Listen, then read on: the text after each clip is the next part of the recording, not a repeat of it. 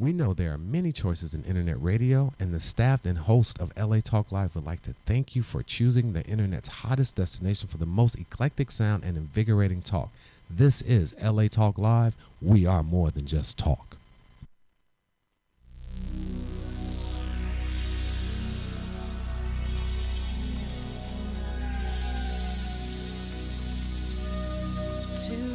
Hi, and welcome to Talk Up Your Biz. I'm Jean-Noel Bassior with my co-host, Susan Levin, Speaker Services.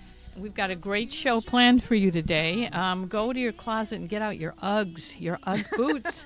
You must be wearing them for this show because we have the creator of UGG boots with us in studio. It's a little hot. Well, it's a little hot, but, just do it for the next hour, okay? So we have Brian Smith, who actually created UGG boots. And I remember when nobody knew what UGG was, right? Now everybody knows, but it was kind of... He's got quite a story to tell. Yeah, a strange thing back then. And Noble DraKoln, who is a financial genius who left home at 17 and made his way to Wall Street. And the rest is history. He became a multi-million-dollar trader, a Wall Street rock star, and he's going to give us some great financial tips about how to survive in this economy and maybe even thrive. So what have you pulled out of the banter box this week, Susan Levin? The question is, have you been YouTubed? Have I been YouTubed? I wondered when I saw that there, and I was trying to think, have I been? Yes, we both have been, right? A lot from the show. I think that expression started when... John Kremer used it many years ago because I think I blogged about it.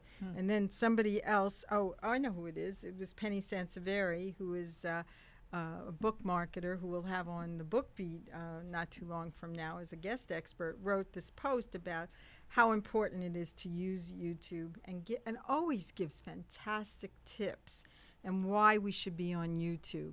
And our show here is on YouTube, and Ustream.tv and lots of other places, but it's really easy to find. And you can make comments on it and do other things. And she targeted this towards authors because that's something that's really changed in the book world. That's true. Yeah, because now it's all about video. It has Right. been for the past few years, really. It's Right. Once YouTube took off, it was all about video. So book trailers talking about your book, on YouTube. There are hundreds of thousands of book trailers on YouTube, but, you might as well be one of them. Well, what I think is interesting, too, is because, we both are involved with the Book Beat, which is our show that follows this, is that books are becoming interactive with That's video. True. Yeah. And we'll have some people on the show who are actually doing that later on because we always have to be out on the cutting edge. Right. And interactive means, one example is I have a client who was way ahead of that curve because 2 years ago, he was doing this in his manuscript, which I was editing. Oh, really? Right, because he was writing a book that kind of took you back to the 1950s and 40s. So he would come to a passage, and then he would have the link in the book for, like, say, a video on YouTube, like an old TV show, or maybe a training film for fighter pilots in World War II, something like that. And you could go right from the manuscript to the YouTube link. I think that's great. Yeah. I really, really like that. The person we're going to be interviewing, and it's not until September, is who has interviewed people on the Shark Tank. Mm-hmm. And a lot of people are followers of that show, and he made an interactive book out of it. Mm-hmm. And he's still editing, but he'll be ready for us. But let's get back to basics. Right. Penny says that, and we know this, that it's a good idea to use video on your website. And why is that a good idea, folks? It's a question that maybe you can answer because nobody can answer it for us. Well, right now. it really is the best way, I think. It has to be a short video, right? Very short. Like what, not longer than... 1 or 2 minutes. Yeah, not longer than maybe 1.5 minutes or something like that. 2 minutes is kind of long, isn't it, sort of? Yeah, I have about 9 videos on my website that our friend and colleague Barbara Niven did for me. And one of them is a welcome video. And when people used to come to my website, now I've had my website since '94, and you were one of the first, right? The first 1,500 people to get websites. Yeah, amazing. People would come to the website and they go like, "So what do you do?" And I said, "I have to have a video." And I created this very short video, and it's a synopsis, the way we teach people how to speak, what they do, in a moment or two. And it explains to people. And I also have the text there, should they want to read the text. But text used to be king or queen, but it isn't anymore. Right. Video and audio and text is, important. So a lot of people like that, and they can see it instantly. And for meeting planners, they can experience you as a speaker as well. Right. Yes, on a speaker page. You On can a have speaker different page videos. Yeah, exactly. Yes, in front of an audience, hopefully, or an interview like what we're doing here. People can excerpt their piece or even a smaller piece, so people can see that they're interviewable. But we had that great tip. It was a story that we talked about a couple of weeks ago, and this kind of sticks in my mind, where, remember, this meeting planner said that she would put the video on from somebody's website and she would go about doing her work. And if the video was strong enough to distract her from her work, she knew that was a speaker she wanted to hire. Oh. And I thought that was a great tip for authors and other experts to be conscious of. Don't you think so? I think so, and there's a real art to doing video, whether it's a 2 or 3 camera or a 1 camera. Very important to have a coach for that. I wouldn't shoot off the hip like I did with Barbara, but I knew what I was doing. I just did one after another after another. Another thing that you can do is that you can use your video for social networking. I have mine out. As you know, I'm all over the place on social media, on Facebook, on Twitter. I have a group on LinkedIn that I have called Speaker Services. I have video tips there. And it really makes a difference because people get to see you, they get to feel you, and they get to almost touch you. And that's how, come to think of it, we get clients because they see us either on the show or they see our videos, and they say, oh, we want to work with you, we feel you. And, we're not talking heads. We have a feeling, tone to us. Where else can you use it? Well, I'm looking at her tips here, and she's saying that every time you approach somebody, like now, this is kind of new. Every time you go into like a bookstore, and you can go into a bookstore and you can try to talk to the person who arranges book signings, who has control over, how you can get in and do that kind of thing. And they're saying, like, make sure they see your video, especially if they're on the fence and they haven't made up their mind yet. So that's... Well, she's saying I think to expand on that, I think she's saying if you're going into a bookstore to do a book, what we call shining, Jack Barnard calls it signing, and you're doing a short seminar, bring your video with you. You could throw it up on an LCD projector, or they may have it there. Or just show it on your iPhone, Yeah, but if you want the whole group to see it, you could do it through your iPad. I see. I thought you meant pitching the... I'm saying if you're in front of the group talking. I see. Yeah. And that's what we're trying to do today for our next show, to show a video of somebody, to add more flavor to it. So if you can show that, that gives more texture to what you're doing, even though they're seeing you in person. So Penny has a lot of really good tips here. Anytime you pitch a reporter, right, or trying to get a publicist, right, always show the video. Now the video could be a book trailer. It could be you talking about your book. I mean, this is where you have to decide what kind of video you really want, which is a whole other story. But you can have a lot of different kinds of video. Right. People are doing video blogs. Or on YouTube, I see that you can video somebody back a reply. I haven't figured out how to do that yet because things keeps changing so quickly. Right. But there's lots of ways to use video, and here's a great example. Today I was talking to a publicist, as I told you, and I sent her the information about our shows, and she was going to send us some authors. And she called me up and she said, I'm looking at your video right now. I sent a replay from last week from both of the shows. She said, they're great. I got it. You guys are terrific. That was great. I'm sending you people. So that makes a difference too. Yeah, it's so instant now. Video has just made it possible for people to make much quicker decisions, almost instant decisions, right? Right. So I want to thank the book marketing expert, and from her. This came from her newsletter, and it's a free e-zine for book promotion and publicity tips and techniques. Was this Penny? Penny. So it's amarketingexpert.com. go to it. Penny Sansevieri has so many great tips, and I see her on Google all the time, and we'll see her sometime in September.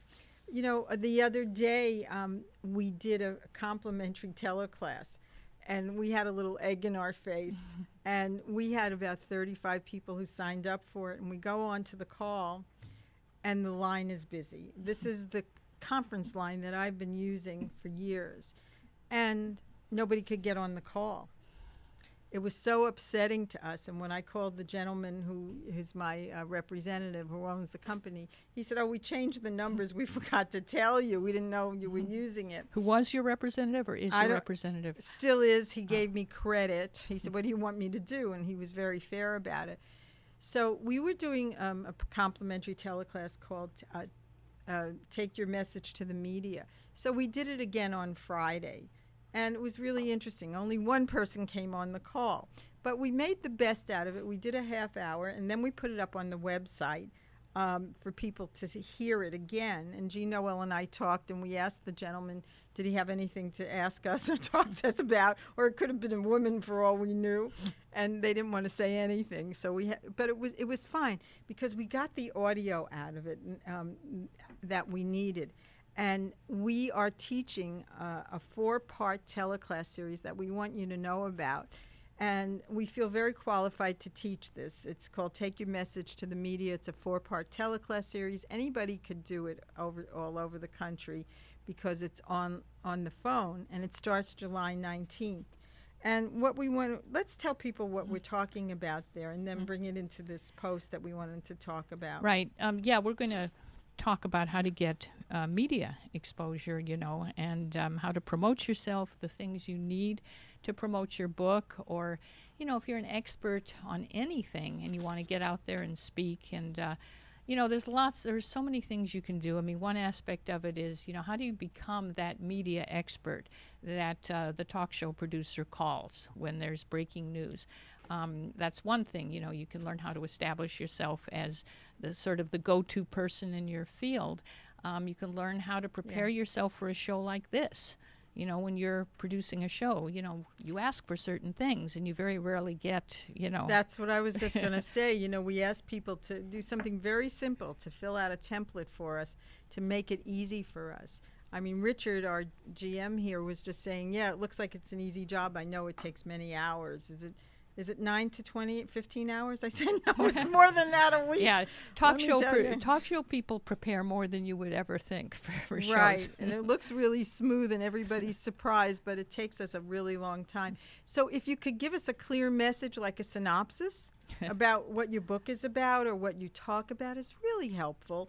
And to give us your photo and a bio, and give us some questions that are meaningful. And I'll put on my cranky reporter's hat. A synopsis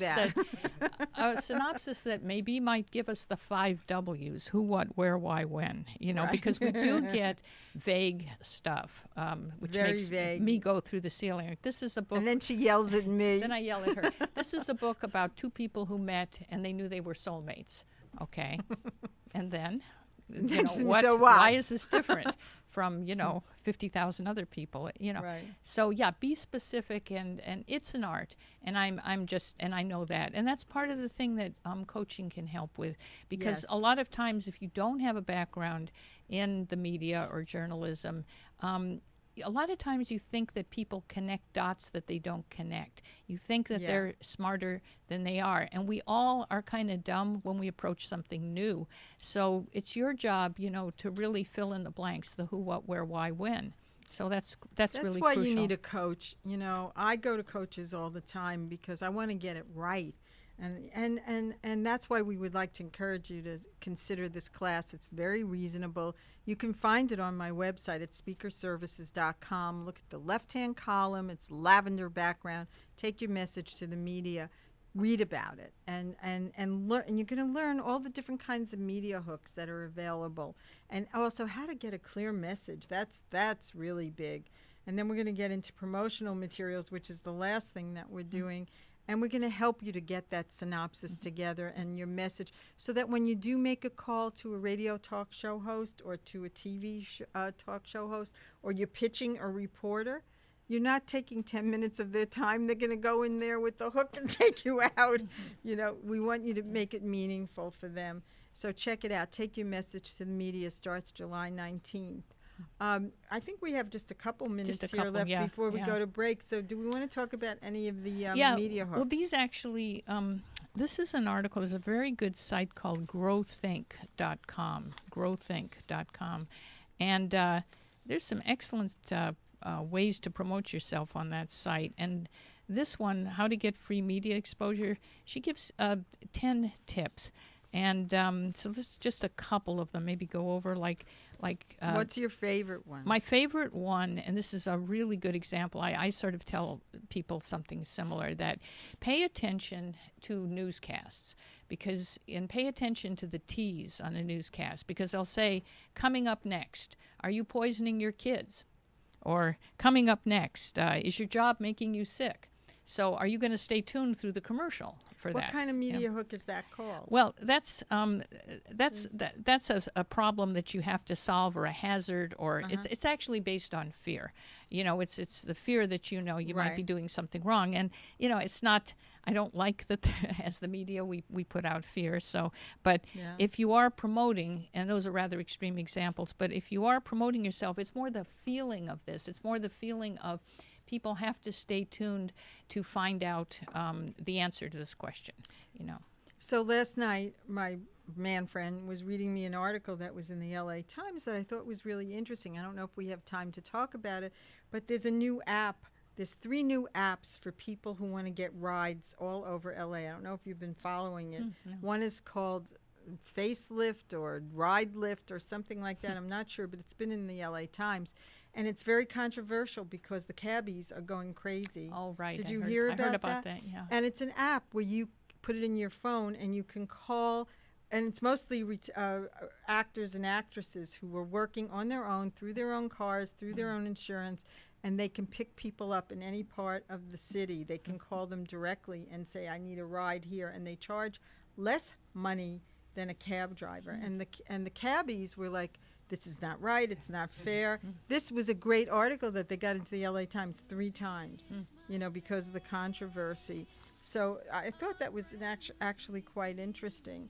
So it seems like we're going to a break because I'm hearing the beautiful music, The Seed, from our colleague and bestie friend, Lena Marquez, who wrote this for us. Well, wrote it for somebody else, but gave it to us, and it's perfect for us. So we're going to go to break right now, and when we come back, we're going to have Brian Smith with us. And Brian is known as Mr. UGG, UGG, and he came to the United States from Australia looking for the next big business hit to take back home, and created UGGs and sold the Deckers Corp, who made over $1 billion in 2011. So you're listening to LA Talk Live, and Talk Up Your Biz, and don't go anywhere. We'll be back in 2 minutes with Brian Smith.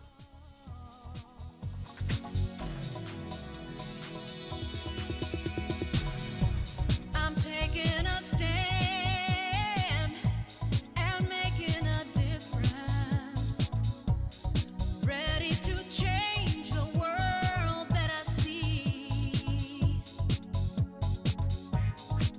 'cause I have a dream, true love. Hi, this is Elena, inviting you to join me every Wednesday at noon for Elena's Beauty Talk and more, exclusively on LA Talk Live. You can also catch us on iTunes Radio, R&B, or watch us on Ustream.tv. Reality radio, handcrafted for your listening pleasure. This is LA Talk Live, and we are more than just talk.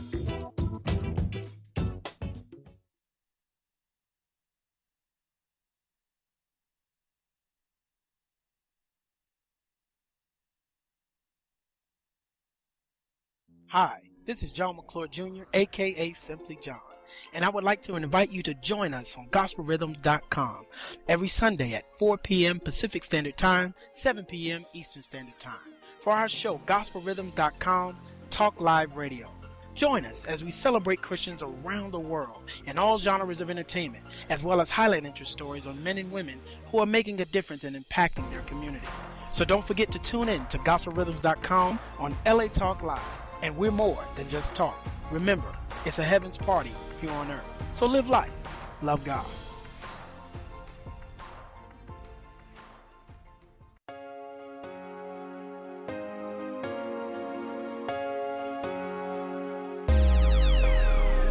Hey, what's up, people? It's Jennifer Tapier from StarCam. You guys might know me from the red carpet, catching up with all the stars. But guess what? We're bringing the red carpet to the radio right out here on LA Talk Live. I'm going live Thursday nights at 6 p.m. We got hot topics, celebrities, and much more. We were featured on Chloe Lamar on E!, Howard Stern, T.I.'s Family Hustle. You know how we do. So check it out on Thursday nights, 6 p.m. All things Hollywood, everything celebrity. StarCam Radio? StarCam Radio. StarCam Radio. Oh yeah, follow us on Twitter at StarCam Radio.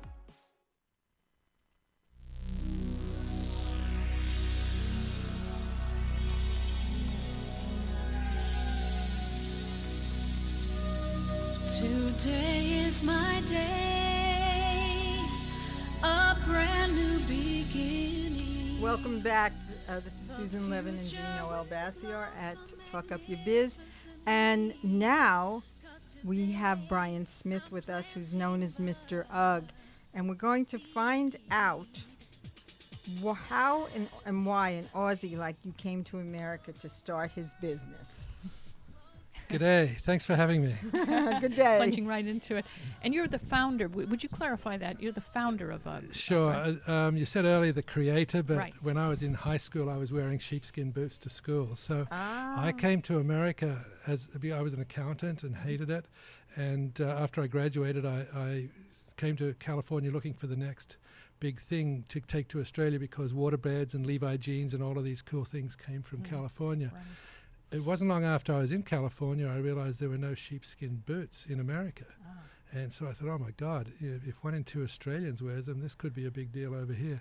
And so I stayed in California and started importing the boots and created the UGG boot brand and built the business over the next 17 years. Now, did as you UGG. give UGGs that distinctive look, or because there must have been all kinds of sheepskin boots in Australia, right? Yes, if you could have seen the early ones, they had glue all over the skin and horrible thought. In fact, I've got some great photos of that. I did play a big role in the product development with the manufacturers, but since I've sold the business to Decus Corporation, it's night and day now, even to what I did. They've taken such beautiful styling and merchandising that have really made it into the billion-dollar company that it is now. So they have actually, you're happy with what they've done? Oh, I love what they've done, yes. Yeah, I'm very proud of it. They last forever. I finally got a new pair. I had one pair that lasted for 10 years. I've heard 20, yeah. Mine are as over 20 years old. Yeah. Big black ones, yeah. Wow. And I just bought a new one because they were still good, but I wanted a new pair. you know? Yeah, it becomes more of a fashion statement Yeah. now because of the styling and And you the know, colors. matching the colors and everything. Yeah, Right, yeah, right, they're right. very attractive. So were yeah. you surprised the way this took off at this success? I was not surprised that it reached the volume that it did, but I was surprised how long it took. How long did it take? Well, it was 17 years before I sold it, and I only got it up to about $15 or $16 million. And the reason was that in Australia, you're pretty much born with sheepskin knowledge, and Americans don't get it. They think it's hot, it's sweaty, you can't get it wet, you can't get mud on it, you can never clean them. And it took a long time for me to overcome all those objections. And the secret was that I just would have people take off their socks and put a pair on, and oh my God, was unanimous. It still happens today if people haven't tried them. Well, Yeah. you have an interesting story because I met Brian at Ursula Mench's event at Sales Coach Now, Selling with Synchronicity, and you talk about how things weren't going exactly all that great in the beginning, and how you were able to sell, like the guys, Celestial Seasoning sold out of the back of their car, the tea company. Yeah. You have a similar story? Yes, I did. Yeah. I thought I was going to make a very fast fortune when I started bringing them in. And when I realized that, like, our first season sales was exactly $1,000, 28 pairs, I believe. I'd bought 600 pairs in thinking it was going to be an instant hit. And so I had to pretty much go to the swap meets. And because I loved surfing at the time, I was always up at Malibu. And so I just loaded up the back of the van with a full-size run of colors and sizes. And when I finished surfing, I'd just hang out at the back of the van, and I was open for business. That's how I earned my name, Mr. UGG. I think it was a great way. You have to be creative, and you had to get rid of the stock and create the relationships. You were doing social media long before social media came into being. Yeah, word of mouth is the original social media. Yeah. Now you have another name. Yeah. So I know that that there were a lot of ups and downs as you went along, and like a roller coaster kind of experience. Yes. Can you tell us a little bit about that? Well, in the book I have, I've outlined it as this. Yes, the book. The theme that I have sort of come up with is you can't give birth to adults. And every business or movement, whether a religion or a sandwich shop, or it doesn't matter what it is, starts with conception, and then some action that happens where you give birth. And from there, it just goes into this interminable infancy, and nothing you can do can make it sort of get up and go to college any quicker than it is. And they can't skip a grade. Yeah, and then it hits the infancy stage, the youth stage, which is really quite good. The toddling comes just before that, and then if it really is a good product, it'll hit teenage stage. Now, each one of these things has an up and a down associated with it. So in the early days, it was just trying, how do I get over the $30,000 limit, which I hit for 3 years in a row. Wow. And I finally hit the image that was required for the surf market, and suddenly the surf market took off. I could, went from $30,000 to $400,000 instantly. Wow. What was that? What made that happen again? Well, I'd been running a lot of ads with real expensive models, cute girls sitting on the rocks at Wind and Sea with a cute guy, and after 3 years of not having much success, I was in a surf shop with a good friend of mine, and he said, I've got a problem. And he calls out to the back of the shop to all these little grommets who clean out the store, for leaving their surfboards there. Hey, what do you guys think of Uggs? And they just, all of them just said, oh, those things are so fake, man. I bet you those models, they can't surf. And I realized that I'd been missing the mark with the image. Wow. And so I quickly sponsored some young pros. They were amateurs just turning pro, so they were cheap and I could afford them, and started photographing them on surf spots where all the readers of the magazines would instantly know where they were, and the credibility that came from that was instantaneous. That Christmas, the mums are walking the malls going, hey, do you have Ugg boots in Nordstrom? And they're going, what are Ugg boots? Right. Kinneys, do you have Ugg boots? What are Ugg boots? Because the mums had no idea you sold them in, they were sold in surf shops.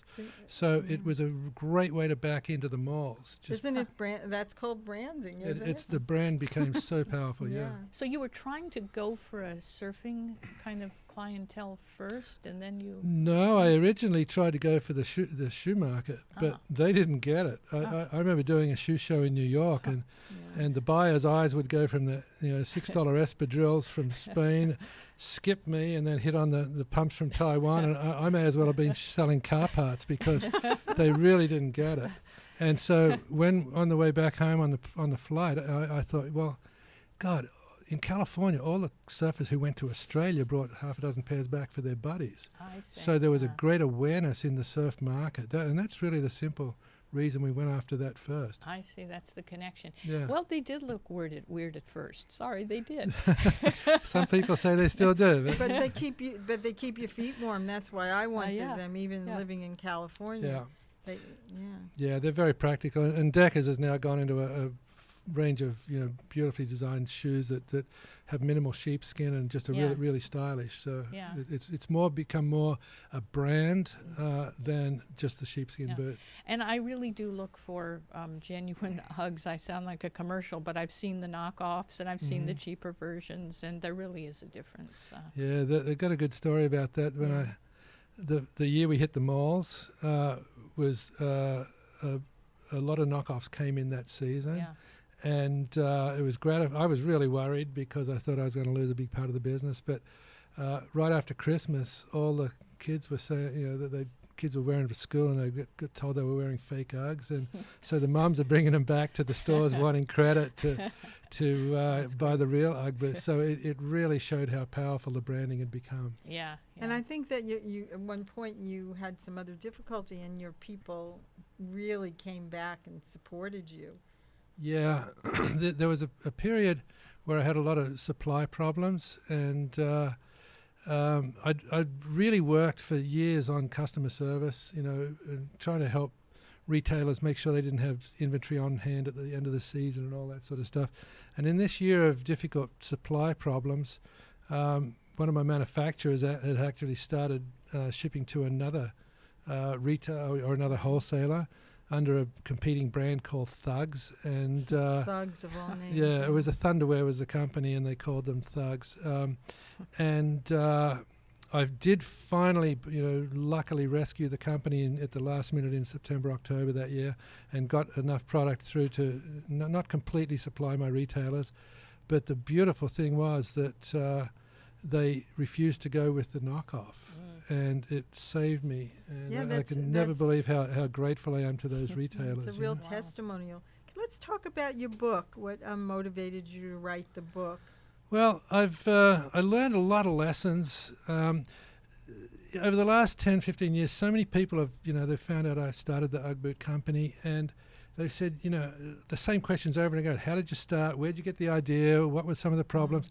And I realized that I could really help a lot of entrepreneurial type people with the number one, getting started. That's a lot of them say, I got this great idea, but I don't know how to get a business license, And I go, I never had a business license. You just got to start. And so the book is basically taking people through those steps that I mentioned earlier, that you can't give birth to an adult. You just have to give birth and just feed it. And eventually it can work. So the book is based around that. But it turned out to be, it started out to be a bit of a business book, but it turned into like a hero's journey of this, broke kid from Australia coming to America, borrowing $500 to start a sheepskin business, and, 17 years later selling out. And it's all about the highs and the lows. 2 separate times where I actually made the decision to give up and called, major people saying, I can't go on anymore. And then just the synchronicity of people, connections, that contacts that I had that said, hey, you can't let that happen. Let's back you up here, or let's back you up there. And so there's a lot of luck in the book, which once you start out on a journey, the universe always conspires to bring things in your way. And so I call it luck, but it's really more serendipitous. A lot of spiritual truths in there where I was at, so many times desperate to just survive. And you had a family to support? Young family, and it was, some of the very darkest times I found inspiration in different books that I've brought a lot. So there's a lot of spirituality in the book. It's personal stuff that really helps entrepreneurs. And the book will be out later this summer or early fall? It should be the end of July. It should be out. Yeah. I'm giving you a little extra time so yeah, people can as find always, twice as long. And this will be Kindle and print, ebook and print. Yes, it will be. Yes. Yeah, yes. And what's really great too is when I met Brian, that was his first talk that he gave at Ursula's event, and I was sitting right in front of him, and he was so charming and it was so interesting. And then he had then he did a keynote talk the next day, and he did such a great job. And here's another example of an entrepreneurial story where somebody's taken their expertise and has written a book and now is going to go out and speak about it. And that's what Speaker Services is all about, and that's how we help try to support people in what they do. So tell people how they can find you. What's your website? The website is www.uggfounder.com, and the book's available for pre-ordering right now. Oh, good. And yes, and that'll take them into the various pages of the site, because I do want to build a speaking business. I've been amazed, I've been humbled by the number of people who have come up to me after the talks and say that I've helped change their life, I've helped change the way they look at their business. And to me, it's sort of, rolls off my back. But to these people, they're in the depths of those problems where I can really be a lot of help. And so I really want to try and kick off as many talks as I can to help people like that. And you created a product that people really love. It's so passionate. I mean, everybody I know who finds I'm associated with UGG wants to tell me their UGG boot story. Yeah. Every single person. Yeah, maybe that's your second book. That's what I was going to say. Yeah, UGG books. Maybe, yeah. Yeah, because it's funny how this doesn't happen with all products, but you feel like you have a relationship with your Uggs. You know? It's something weird about it. I know, it's so passionate. Yeah. So we have a couple minutes here. I did have one question I wanted to ask you real quick. So things were going pretty well. What was the darkest time that made you want to give up? The darkest time was when I thought I'd brought in 3 new partners to the business. We were going to share this new company 25% each, but I didn't get my stock until I handled this trademark issue that was going on. And I was out at my very first retailer after this, and he said, "Hey, Brian, I heard you sold the business." And I went, "What?"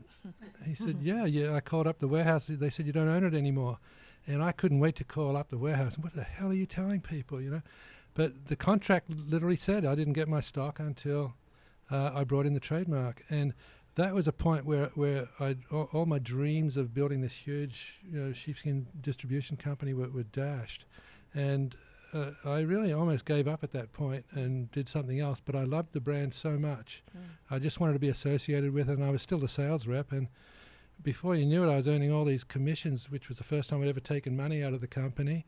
And I wasn't doing much work because I was out seeing all my buddies on the road at the surf shops. And I wasn't doing any ordering or accounting or anything. And it turned out it was the best financed year we ever had. Wow. Great sales. I had a great time. And step aside. And so this sounds like an exciting read. There's a lot of ups and downs. It's a roller coaster. Yeah. Yeah, roller coaster. It's a real roller coaster. Yeah. That's good.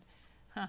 Well, that's an inspirational story because the product being out there and the longevity of it is just amazing. There's few products that really are that stable, and well loved. So.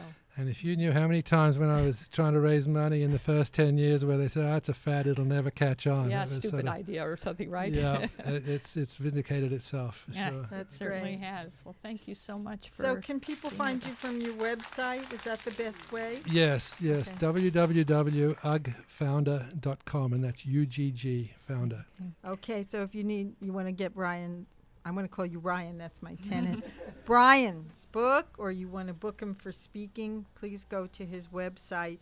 And thank you so much. Thanks for having me. It's been a lot of fun. Yeah, we're delighted. So don't go anywhere because we have Noble DraKoln in the studio with us. And he left home at 17. Maybe a similar story to yours, kind of setting off on his own. He says he left home with only his dreadlocks and a backpack. And 2 years later, he made his way to Wall Street, and 2 years later, he was one of the youngest and stunningly successful commodity brokers in the trillion-dollar Wall Street world of Forex and all of that kind of stuff that most of us don't know anything about, but he's going to come on and tell us, his secrets for success. So this is Talk of Your Biz. Please stay tuned. This is LA Talk Live, where we're more than just talk.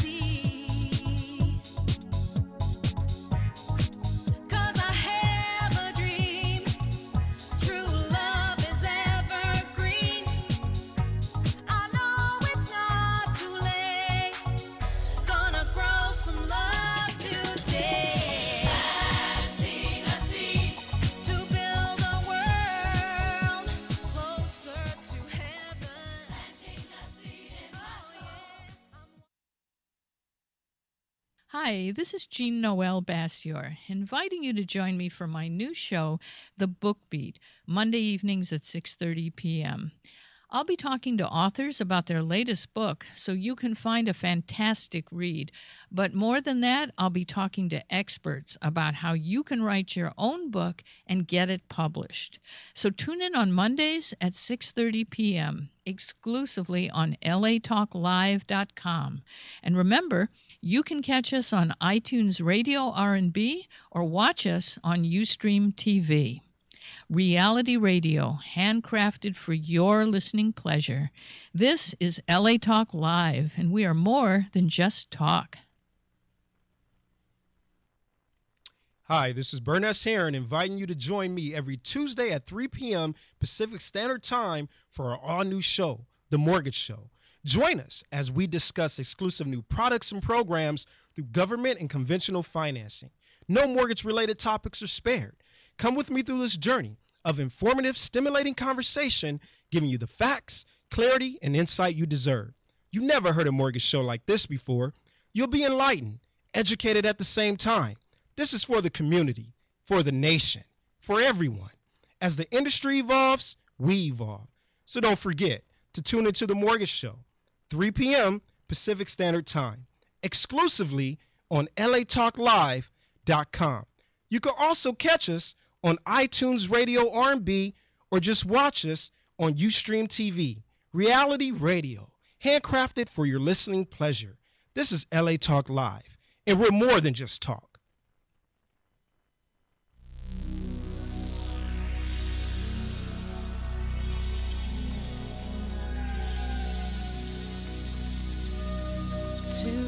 Hi, and welcome back to Talk Up Your Biz. I'm Jean-Noel Bassior, and this is Susan Levin. And we are joined today in studio by Noble DraKoln. Thank you. I love your story. Noble. So does Ned. I like that. And I the like that audience clipping. loves it too. Well, thank you. Okay, No. before we go Yes, further, yes, yeah. today is my youngest son's birthday. Oh. July 1st. He turned 2 today. So What's his name? his name is Ryu, and short for Ryuichi. And so he is 2, and as always, he runs everything. So I'm quite sure he's Happy birthday to you. I'm sure he's Happy definitely birthday to you. Happy birthday. So you left home at 17. Maybe at 5, he's going to be like on Wall Street, right? Oh, you know what? You know what's so funny? Every day he always gets on and says, he gets up and he says, "I want to go. I'm ready to go." So he wants Where does he wanna go? He wants to go to the park. He wants to go visit, but he is ready to go. He was very upset that I left today. This is a very advanced soul that chose his Yes. parents very carefully, right? Absolutely, very advanced soul. Have you asked him where he comes from yet? I don't want to know the answer. That's probably a good idea. Exactly. So you're listed with Speaker Services, which Susan runs, and I wrote your listing. Yes, you did. And I liked very much. Some of them I don't, resonate to as much as this one, but I like what you said about by focusing on the now instead of the not enoughs in your life, you can open the gates to abundance. And says Noble DraKoln, who left home at 17 with only my dreadlocks and a backpack. 2 years later, he was one of Wall Street's youngest commodity brokers in the $1 trillion a day world of futures and Forex. And today he's a world-renowned speaker and coach. And you want to show others how to achieve the kind of wealth and success that you have, right? Exactly. And that's the whole core of it. It's funny when you bring this up because just recently I had to focus on the now. I don't know if you guys have been following with what's going on with Corzine and the big blow up, but basically we were right in the middle of that in the last year and a half, 2 years, because we were running our hedge fund and all of our clients' funds were with MF Global. And it was about a week before we went out to go to Chicago. We went to the MF Global office. We met with everybody we know. My wife was with me. My young son, Ryu, was there. And we come home, and literally the week after, they're frozen. All of our clients' accounts are frozen. Everything is done, and we can't do anything. We can't trade. We can't get them out of positions. And that philosophy of focusing on the now and not enough. You really need that now. I really needed that at the moment in order to both give my clients some level of comfort and for myself to kind of figure out what my next phase was going to be. And that's what ended up driving what we're doing now with investing and teaching people and how we're teaching people. Because before it was always about, my books and my videos and what I'm doing. And I opened it up to everyone. We have something called the Speculator Academy, which you guys have seen. And the Speculator Academy is what I call an open source or the first open source trading educator anywhere in the world, because we bring in everybody from any place, people I know in Germany, people I know in China, to teach people in a free open forum how to trade. And that was an example of me jumping into the now, saying, wait a minute, it's not just about what's happening, but this is endemic. Everyone wants to do their own investing. The whole do-it-yourself thing is here. It's not going anywhere.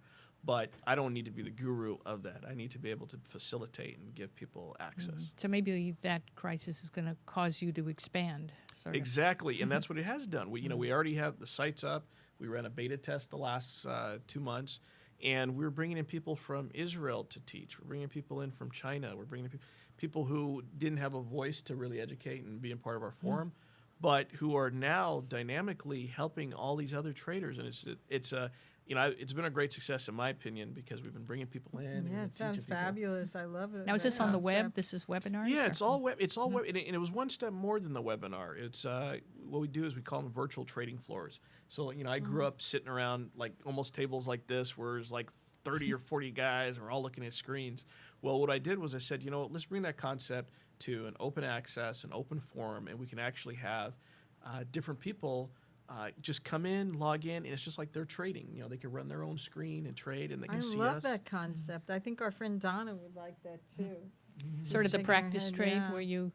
Some people are really using real funds. Oh, so some yeah. So the people who are teaching are educating, and they're trading with their own accounts, and they're showing people what their system and methodology is. And what I tell people is, it's an open source. The way I trade, I don't impose my view, my concept, because I know I have no monopoly on strategy or style. But these guys are trading their own accounts, and if people like it, they'll follow it, and they'll see in real time whether or not it works or not. Well, it's real collaboration and people working together in community. Exactly. And that's where it's at these days, because we're all there to support each other. And, I believe that there's no competition. Exactly. That was the whole point. That even people who are educators and have their own place, like online trading academies, these other people in our business, we send invites. Come on, be a part of what we're doing, because I don't lose anything by gaining and showing people. And like I said, that goes back to what we talked about. Just it's not a not enough philosophy. Everyone keeps saying that they don't have enough clients, they don't have enough this, and we're in a scarcity role. But it's not so much, because we're all a part of this. Like, give a good example. Talked to Susan the other day, and I tell you guys, she's the best person ever.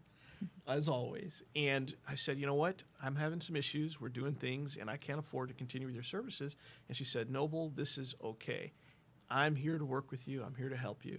And I have to say, thank you very much, Susan. I really appreciate all your work and all your efforts in helping us. And the thing is, that's the type of person Susan is. That's the type of person Jean-Noel is. And that's how we have to function now, because it's not like no one loses anything by helping everyone, and it's not about the not enough. It's about what we can do to build. So how are you now taking out the message, and to what kinds of groups are you speaking to?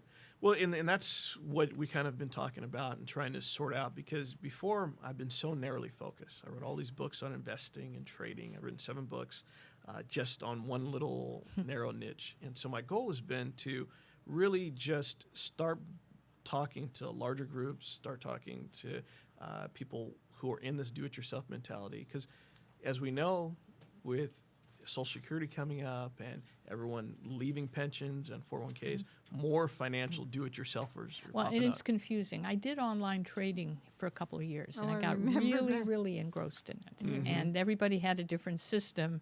And, of course, I was stupid enough to think I could figure out the charts, and I could predict them. And, I'm trying to find my system. But it is really a jungle. It's like, how do you get your way through it? Right. It's frustrating because everyone you looked at, right, they're telling you, I've got the magic My bullet. system works. Yeah, and the thing is, what I learned a long time ago is every system works, but not for everybody, and Right. not at the exact same time. Right. Oh, it's like I got this little red line and this green line, and so you sell when the green line is this, and you know, or the red line, you know. But it doesn't. It doesn't always No. compute, and it doesn't. And that's one of the things that I hate to say it, I had a real hardcore philosophy. I said, anybody else's system that's not mine is definitely wrong, because I don't focus on day trading. I don't do this and I do that. And it took me this particular event for me to open up my palette to bringing other people in, because while that style may not work for you, if you talk to someone who says, oh, you know what, I trade on 30-day time frame, or I look at longer trends, and then that style may be something that clicks with you. So it's something that just because Michael Jordan was the greatest basketball player doesn't mean there's not other great basketball players. Right. But it doesn't mean you're going to be Michael Jordan. You're going to be the best Jean-Noel trader you can be. You're going to be the best Susan Levin money manager you can be, based on what is comfortable to you. And that's how I try and focus. Can people at all levels, people who are just getting their feet wet, try this, or is this for more experienced traders? It was everybody. Like everything I do, I always think to the basic denominator of people who are just new. But even myself, and this is what drives all this, I'm still a student of the market. I'm every day learning something new. I'm gaining something new. I'm seeing a different way to approach it. So this is definitely for beginners. And we said, you don't have to trade with real money. You just come in, watch the floor, watch what these guys who are the experts and the traders are, see what they're doing. You may not like the guy who's on from 8 to 10, but then another guy comes on and says, you know what, I only do options. So the guy from 10 to 12 at options time, you say, okay, that resonates with me a little bit better, and I can.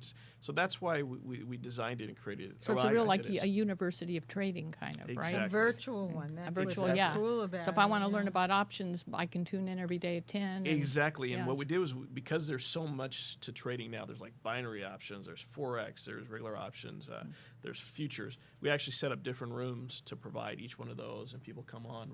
That's a really nice platform. I like that. Yeah, and just give people access. It's because these people, there's always the two groups, right? There's the people who want to learn, and there are people who want to teach. And I want to give just a nexus for those two groups to meet.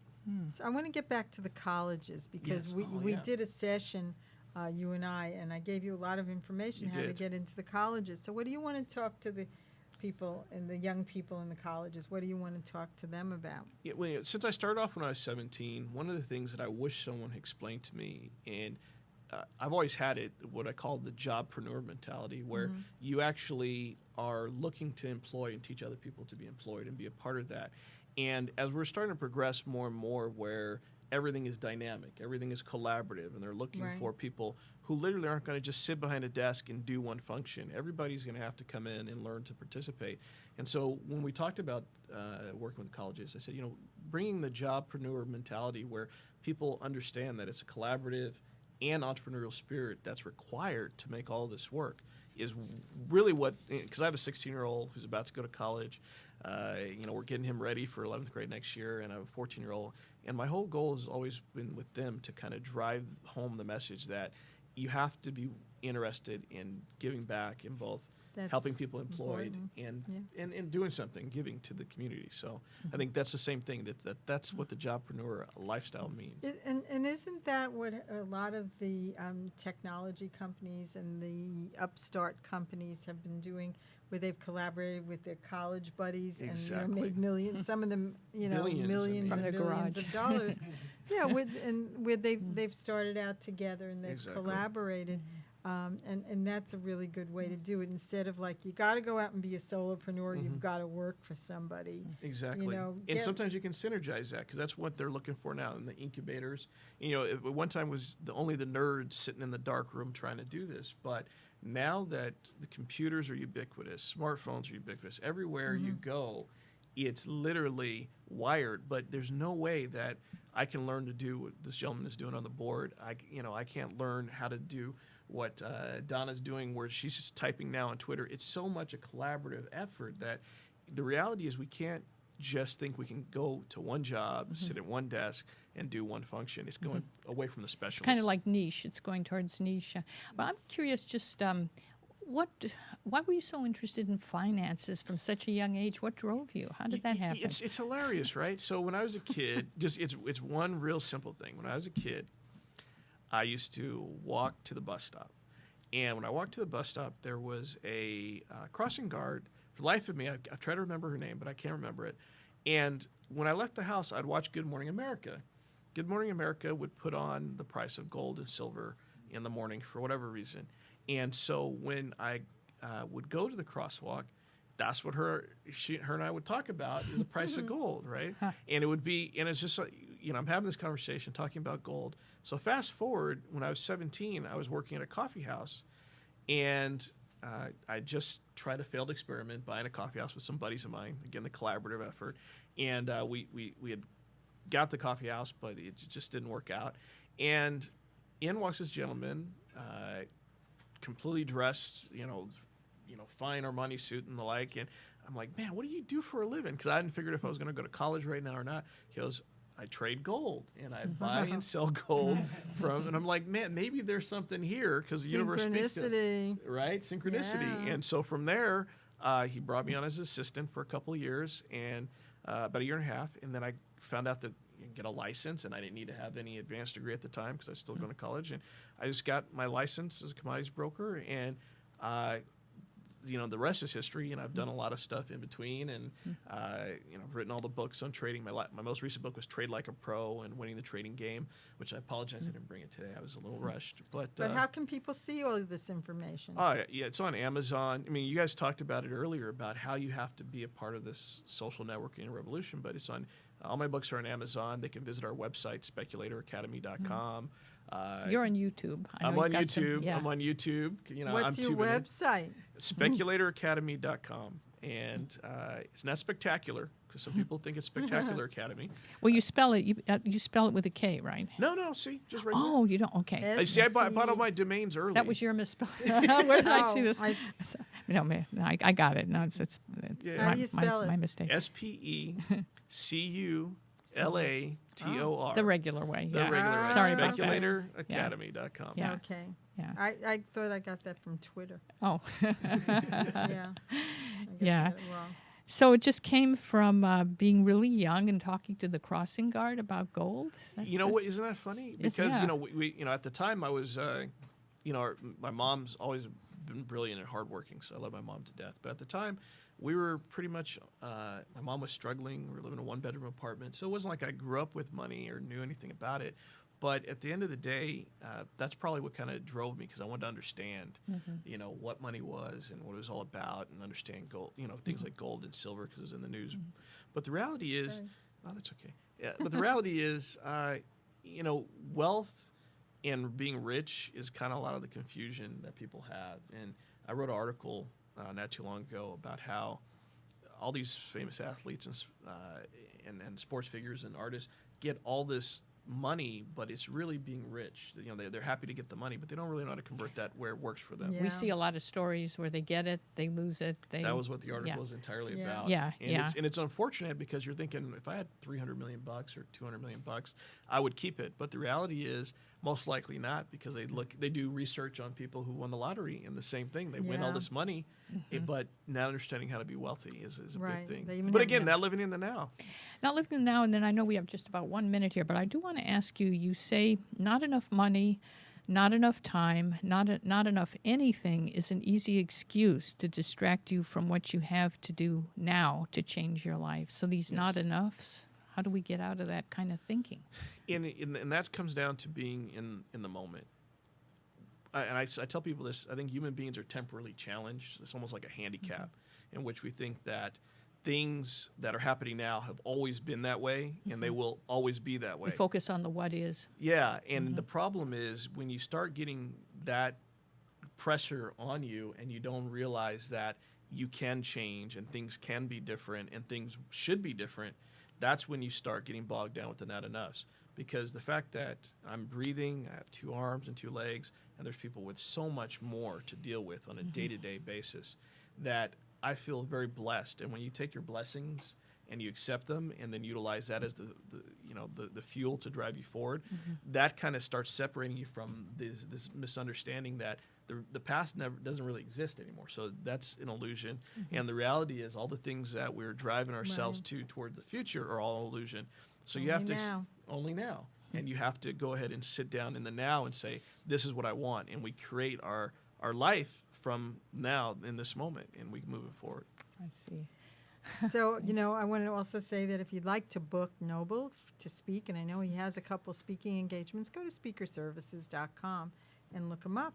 And everything's alphabetical there, and he's one of our featured speakers also for this month and last month. And NobleDraKoln, right? I got it right. Thank you very much. Okay, I feel like I'm reciting the alphabet here. Thank you so much for joining us today. Thank you, guys. Good to see you. Yeah, you did a really great job. And I think we're going to be done with the show in a moment. And I want to say thanks to both of our guests, to Brian Smith and Noble DraKoln. And next week we have the incredible, the Mr. Wonderful Jack Barnard. And Jack is a master branding, media, and presentation coach and a team member of Speaker Services for more years than he wants to admit. He's back he took a leave of absence for about 7 months, but now he's back. Jack is back. He's got a big personality. And we also have Mark Romero, and he is founder and CEO of Mark Romero Music. But what he does is he knows the relationship between energy and a kind of a quantum physics kind of a way and music. And so he teaches you how to tune your personal frequency to well-being and become the composer of your life, which is not a bad idea, folks. So join us next week, and we'll find out how to do that. Next week? I don't even see it written down. That's what we just did. Oh, right. I'm really not here. Yes, next week our guests are. You want to do it again? Yeah, let's do it again. We're going to have Mark Romero and Jack Barnard. This is like Groundhog Day. Right. Stay tuned to, in the next half hour, we'll be doing the book beat, and we have some incredible guests who you do not want to miss. So we'll be seeing you in a half hour for the book beat. Thank you. We'll see you next week.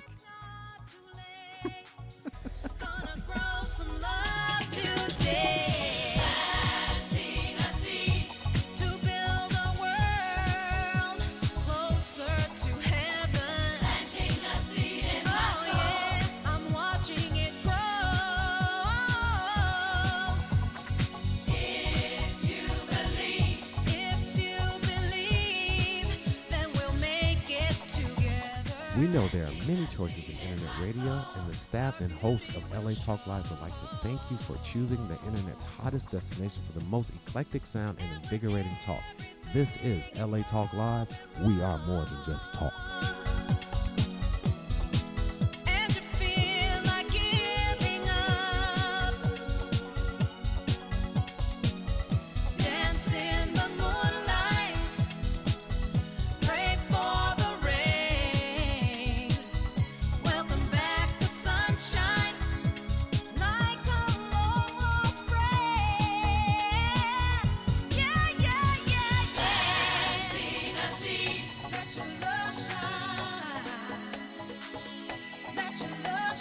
Planting a seed in my soul.